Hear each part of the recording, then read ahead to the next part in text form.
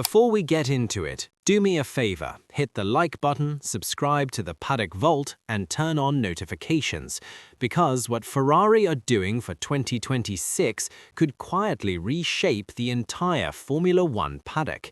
The 2026 season hasn't even begun, and blimey, we already have the next engine trick emerging. First it was Mercedes, then Red Bull. Now all eyes are on Ferrari, and this time we're not talking aero, software, or clever interpretations of the rulebook. We're talking about the very heart of the car, the power unit. Over the past months, whispers have circulated about teams struggling with the key challenge of the new regulations: how to keep efficiency and performance when the engine is running at full operating temperature.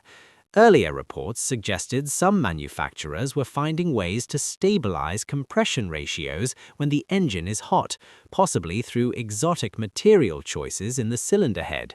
Now, fresh information places Ferrari right at the center of that story. And let's be clear, this isn't paddock gossip or internet speculation. Ferrari are working closely with AVL, one of the most respected engine development specialists in the world, based in Graz, Austria. Information from AVL's test facilities has begun to surface, and German, Austrian, and Italian media are all reporting the same thing. Ferrari are experimenting with something rather bold. Although the engine remains a 1.6-liter V6 turbo, the 2026 power unit is effectively a clean-sheet design: new e-fuels, limited turbo boost, a lower compression ratio, and a completely different balance between combustion power and electrical energy.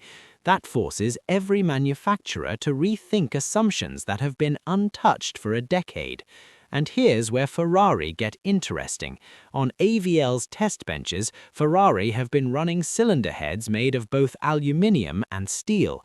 Traditionally, aluminium is the obvious choice. It's light, easy to machine, and perfectly adequate under normal conditions. But for 2026, the minimum engine weight increases from 120 to 150 kilograms. Weight suddenly is no longer the primary concern. Steel, on the other hand, can tolerate significantly higher pressures and temperatures. More importantly, it expands far less when hot, roughly half the thermal expansion of aluminium. In an engine that lives on the limit lap after lap, that matters a lot. Less expansion means greater dimensional stability, tighter tolerances, and potentially far more consistent performance once the engine reaches full race temperature.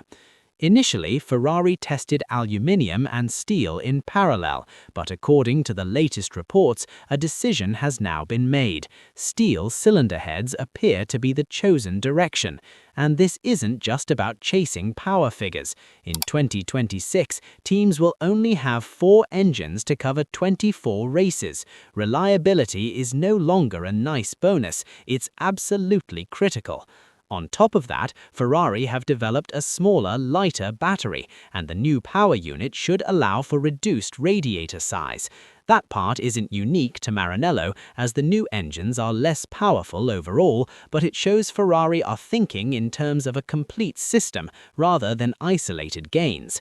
Of course, we always need a degree of caution with technical information coming from Maranello. Ferrari have been known to allow rumors to circulate in order to unsettle rivals.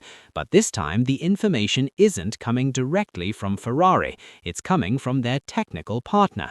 And crucially, material selection has become a major topic across all engine manufacturers ahead of 2026. So, the real question is this: will steel cylinder heads deliver the thermal stability and reliability Ferrari desperately need, or is this just another clever idea that looks brilliant on the test bench but tells a different story once the cars hit the track? That's exactly what we'll be following here on the Paddock Vault. If you want deep technical analysis, proper context, and no empty hype, you know what to do. Like, subscribe, and I'll see you in the next one, mate.